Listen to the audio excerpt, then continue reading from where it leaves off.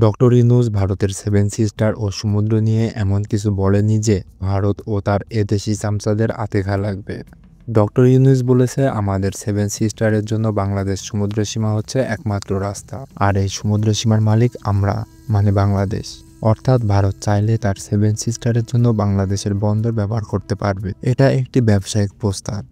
ভারতের ধান্দা, হাসিনার মতো কেউ বাংলাদেশের ক্ষমতায় থাকবে আর তারা বিনা পয়সায় বাংলাদেশের সবকিছু ব্যবহার করবে। ভারত যখন বুঝলো ডক্টর ইউনূস ব্যবসায়িক ইঙ্গিত করেছেন, তখন তারা তেলে বেগুনে জ্বলে উঠল। এখন সেভেন সিস্টার তাদের কেন্দ্রকে জিজ্ঞাসা করুক, সেখানে আন্তর্জাতিক বাণিজ্যিক সুবিধার জন্য বাংলাদেশের বন্দর টাকা দিয়ে ব্যবহারে কেন্দ্রের আপত্তি কোথায়? সেভেন সিস্টার অঞ্চল সারা জীবনই কি দিল্লি, বোম্বের উপর আন্তর্জাতিক বাণিজ্যে নির্ভরশীল থাকবে? Doctor Mohammad Yunus seven sister নিয়ে যে বক্তব্য রেখেছে তাতে খারাপ কিছু বলেননি, বাস্তব কথাই বলেছেন।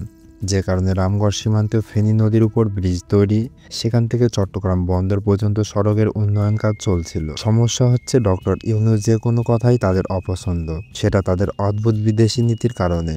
জানিয়ে খোদ ইন্ডিয়াতে তীব্র সমালোচনা আছে। তাদের একাংশের মনোভাব, তারা বাংলাদেশ স্বাধীন করে দিয়েছে, তাই বাংলাদেশ তাদের তাবেদারি করবে। অবশ্য বিগত সরকারগুলো সেটাই করেছে। 24 অভ্যর্থনের অন্যতম অর্জন হচ্ছে দিল্লির আধিপত্য থেকে মুক্তি।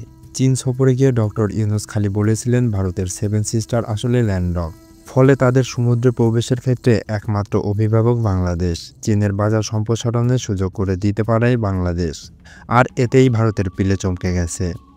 তারা ইউনূসের বক্তব্যকে ভাবছে উনি চীনকে ডেকে এনে সেভেন সিস্টার দখল করতে চাইছেন, অথচ ভারত নিজেদের শক্তিশালী দেশ দাবি করে।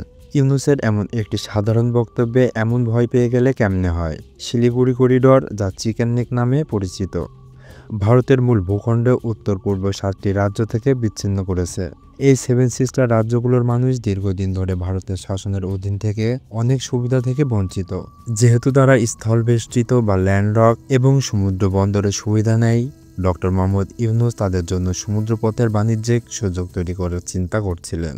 তার লক্ষ্য ছিল এই অঞ্চল যাতে বাংলাদেশের সমুদ্র বন্দর ব্যবহার করতে পারে এবং সহজে প্রয়োজনীয় পণ্য আমদানি রপ্তানি করতে পারে।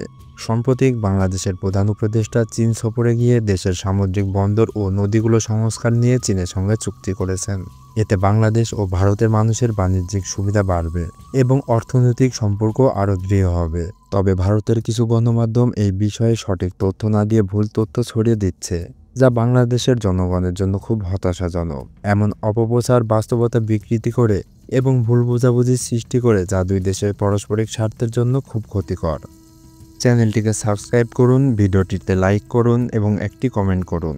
আপনাদের লাইক, কমেন্ট এবং সাবস্ক্রাইব এরকম ভিডিও বানাতে আমাকে আরও অনুপ্রাণিত করবে। To reach out to the ocean. We are the only guardian of the ocean for all this region. So this opens up a huge possibility. So this could be an extension of the Chinese economy. Build things, produce things, market things, bring things to China, bring it out to the whole rest of the world. That's a production house for you. So that's the opportunity we should seize and we should implement, we should get it done. Nepal has unlimited hydropower, which is a blessing. Bhutan has unlimited hydropower. That's a blessing. We can bring it to our purpose, to our setting up our factories and so on. And from Bangladesh, you can go anywhere you want because the ocean is in our backyard. So this is the opportunity that we want to take. And not necessarily it will be something you produce and sell it to the world. You can produce in Bangladesh, sell it to China too. Because it's a market which is easier, cheaper to produce it in Bangladesh, or it's easier, cheaper to produce it in China. That will be the question you'll be raising yourself. Any kind of business is okay. It could be highly technology-oriented business. It could be relocation of entire factory. That's also. It could be assembly line businesses, whatever. So this is a challenge we can take together to make it happen. That's the story that we want to discuss with you, how to make it happen, what are the impediments on the way, what needs to be done to clear up the path so that we can work together.